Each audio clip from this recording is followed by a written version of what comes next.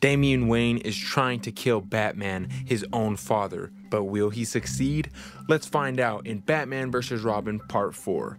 Okay, so Part 3 ended with this sort of fake Alfred fading out of Batman's arms after Batman just got done fighting a gauntlet of his Robins. And in Part 4 we pick up with Nezha claiming that him and Mother Soul's supremacy is imminent because there is no one left to challenge them. Mother Soul then mentions Batman, but Nezha isn't worried about him because he believes Damian will be able to kill him. After that, Mother Soul says that she saw fear in Nezha's face when Shifu Pigsy mentioned Nezha's son, King Firebull. That's when we're shown King Firebull himself, who is directly above Lazarus Island, while Nezha claims that he isn't afraid of him. After that, the story switches back over to Bruce navigating his way through the Lazarus Caves, where he finds all the magic users that Nezha has captured, as well as the Helmet of Fate. Then suddenly Damian appears asking his father if this is his idea of a sneak attack. He then jumps out at Bruce, forcing him to engage in combat. While they trade attacks, Bruce can't help but think about Damian when he was a child and the memories they've made together. He doesn't want to fight him, but Damian's mind is under the control of Nezha, giving Bruce no choice but to fight his son while thinking about how much he loves him and how he'll never let the Al Ghuls take him.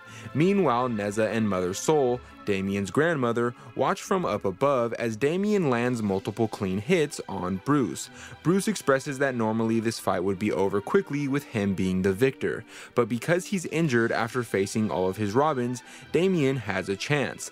Eventually, Damian is able to break a few of Bruce's bones, and he even shatters his ribs in an effort to pierce his lungs. But then Bruce, being the master strategist that he is, reveals that this is exactly how he planned this to go.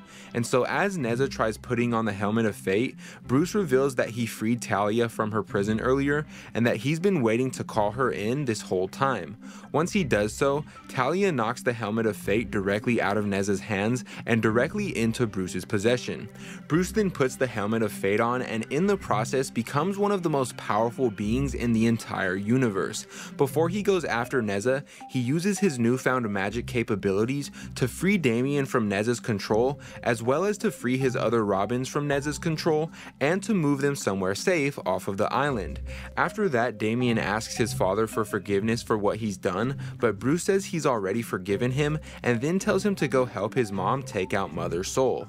He's then finally forced to face Nezha himself, who throws a fiery spear directly at him, but he's able to dodge it with ease. But Bruce doesn't really know how to use magic that well. He just barely put the helmet on, so he takes it back to the basics and projects a bunch of batarangs and flying bats towards Nezha, but unfortunately Nezha blocks them with ease. Meanwhile, Damian and Talia locate Mother Soul's location.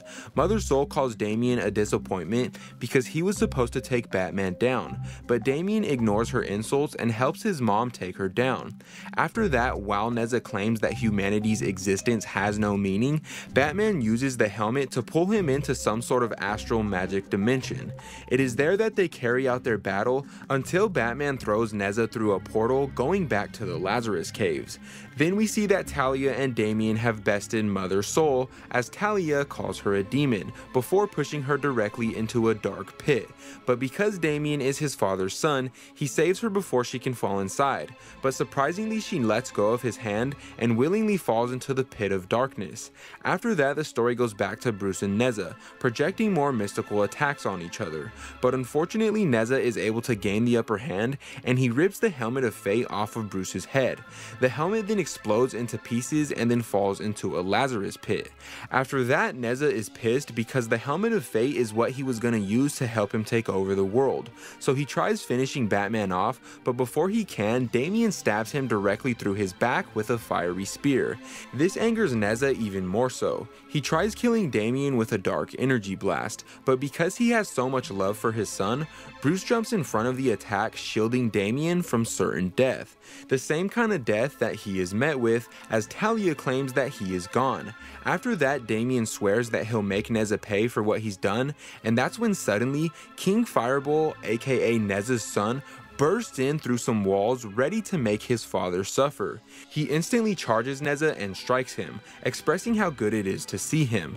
Then Shifu Pigsy and Black Alice run over to Bruce, Damien, and Talia, and Black Alice begins trying to resurrect Bruce by siphoning the Lazarus magic out of Neza and putting it into Bruce, weakening Neza in the process. As Damien pleads for it to work, Bruce is suddenly hit with a burst of life, waking up while gasping for air.